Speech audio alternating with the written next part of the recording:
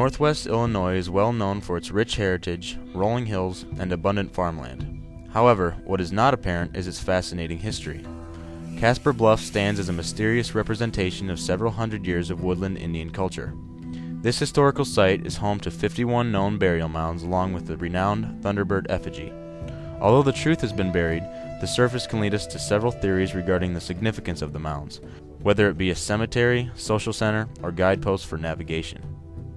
These 1,000-year-old mounds were constructed by a group of Native Americans that inhabited the Casper Bluffs area.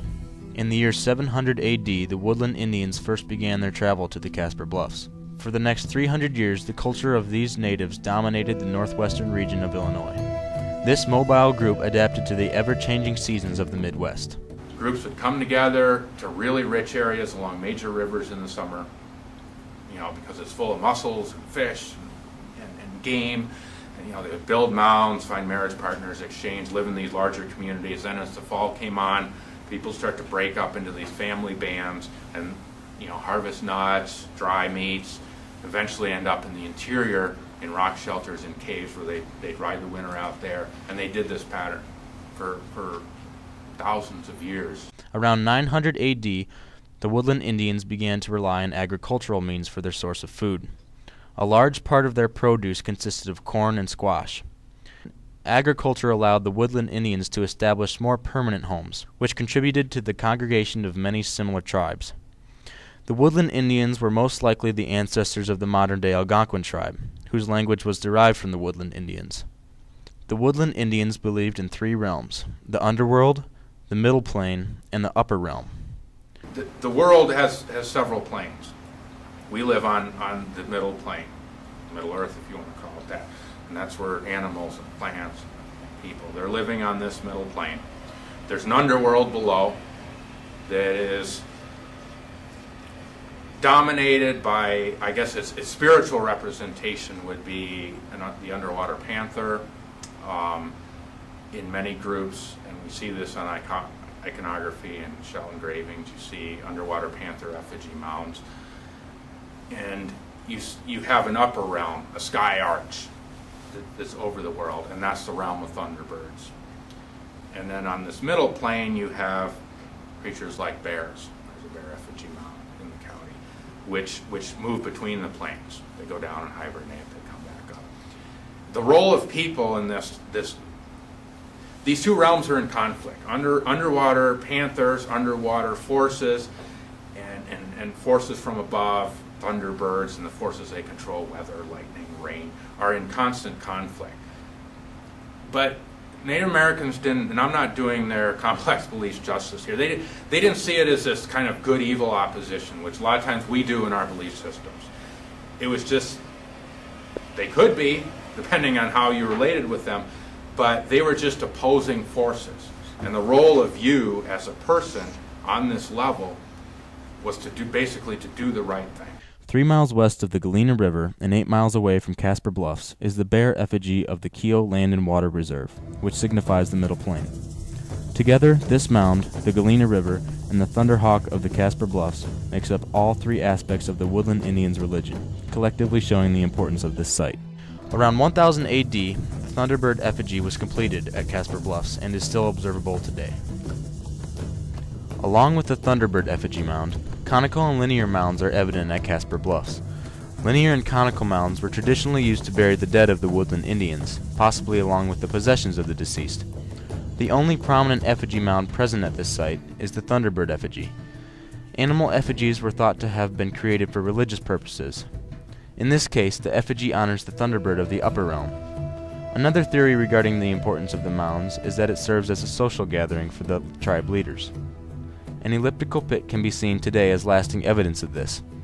This depression is said to have either been a sweat lodge, ring hut, or an important building that was used in ceremonies.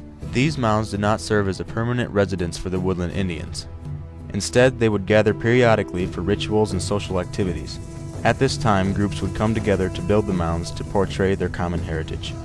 Perhaps the least known theory about the mounds is that it was used as a territorial marker. The woodland Indians may have purposely constructed their mounds on hilltops above the Mississippi River in order for other Indian groups to recognize the land was occupied.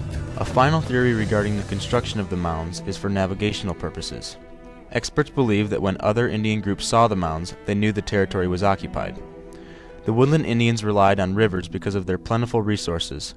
Because of this, a majority of Indian mounds can be seen along rivers.